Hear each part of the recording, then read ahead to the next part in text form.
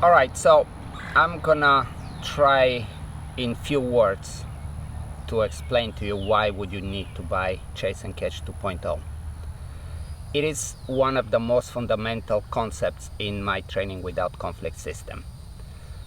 While other trainers will use food to teach sit, down, stand, all these behaviors, I am much more preoccupied making sure that me and my puppy like to play games. By playing games, we're accomplishing many things. One is we have to come up to an agreement how to work together, how to cooperate, and how to see each other as fellow creatures and not necessarily as a food source. Focusing on the behavior itself, it's never really the hard part. Teaching a sit, heel, any of those things, it's not hard to do. Even if you don't know how, with a little bit of time, you will teach the behaviors. But ultimately what it comes down to is how bad the dog wants to perform that behavior. What's the level of motivation?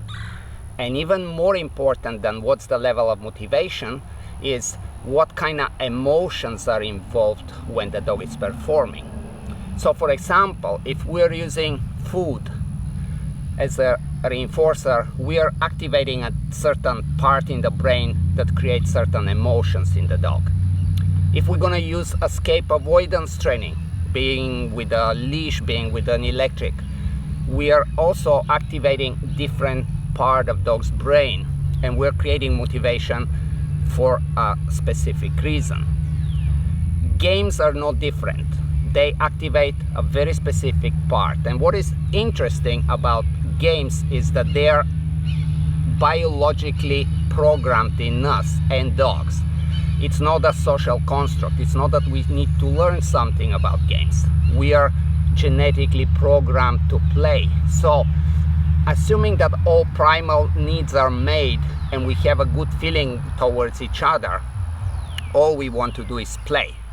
So Chase and Catch basically will allow you to tap into that compartment of the brain, come into agreement, find out how to cooperate, and see each other as fellow creatures to move along forward into a very nice emotion and motivation level, so you can perform to the maximum of your abilities, and your dog's gonna love that. When you think that playing games is just something that you do for your spare time, that's a very big misconception. And as I said, the first thing that I would do, I will find a way how to teach my dogs to play, then how to see me as a player, as a team player, right?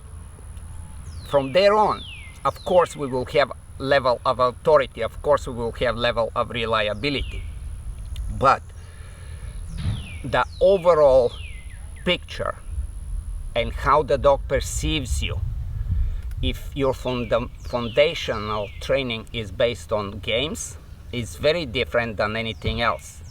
So that's the reason why in my system, training without conflict, we spend so much time first during being a puppy, being an older dog, but we emphasize on playing games. That's the number one priority. Once we have that, everything else comes up very easy, and we have a very, very different interaction. That when you look at a dog that's working based on that kind of relationship versus being dependent on food or escape avoidance responses strictly, it's a very different picture. So if you're interested in this kind of training, highly recommend that video, especially if you're gonna move on to learning other behaviors and things the way I teach, then you must have the video. Okay, enjoy.